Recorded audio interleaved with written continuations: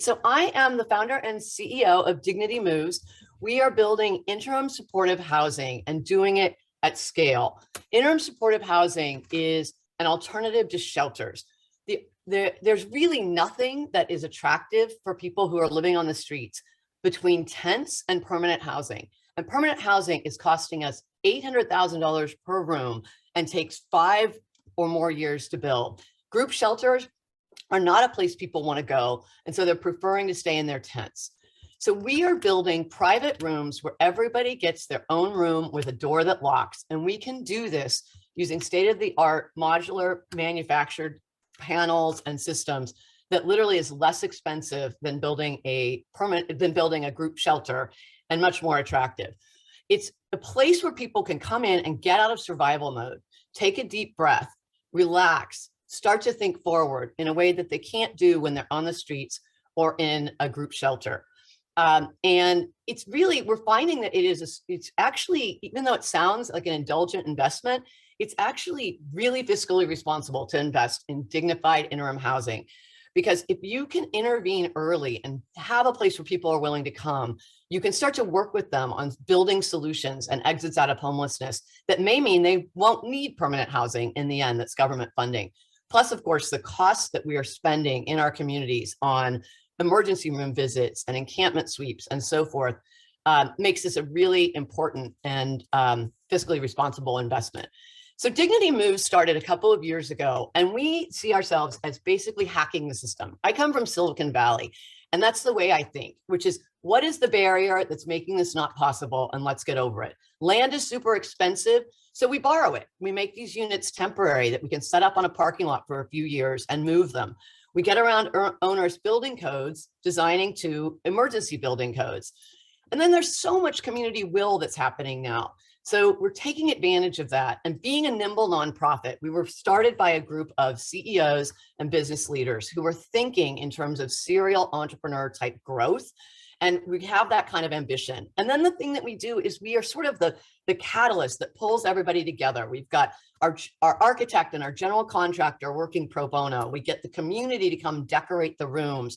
We partner with best in breed services agencies. We are the ones that sort of pull all of the pieces together to make these communities happen. I mentioned that we use modular construction. It's actually a panel-based system that we had custom designed where the panels show up. It's kind of like high-end IKEA, and you assemble them on the site. And we can literally do these for $40,000 a room. And so they last for 20 years. They can be moved around. It comes to $166 per month is the cost to build these things. They can be mass manufactured. We've used different manufacturers, but you can see here, Boss Homes is the one that we use the most. It's 30% recycled plastic, highly fire resistant and insulated. They're really, really excellent, high quality products that we're very proud of. And the most important thing is everybody gets their own room with a door that locks. We're told that when they go out to encampments and offer somebody a bunk bed, they're lucky if 1 out of 10 will take it. So far, nobody has turned down one of these rooms. You can bring your pets, your possessions stay safe, and the mental space that you're in when you finally can truly relax and get out of that adrenaline and that survival mode enables you to start to think forward. Obviously, housing alone does not solve homelessness. In each case, we partner with a local nonprofit who really knows how to work with the specific needs of the population and work with them on getting them documents ready. If you don't have a driver's license, get in my car, let's go to the DMV, really working with folks on trying to break down the barriers so that they can start to rebuild their lives. And we're making it happen. We have opened our project in San Francisco. We have 70 rooms and they are occupied. Some of them have been occupied since March. It's been wonderful to hear the stories of the people who finally are feeling safe. They're not in their tents and working towards getting off of drugs, getting jobs. Our Santa Barbara project, I was just down there yesterday doing our grand opening. We've got projects underway in Roanoke Park, which is in Sonoma, one in Alameda, one in Santa Maria.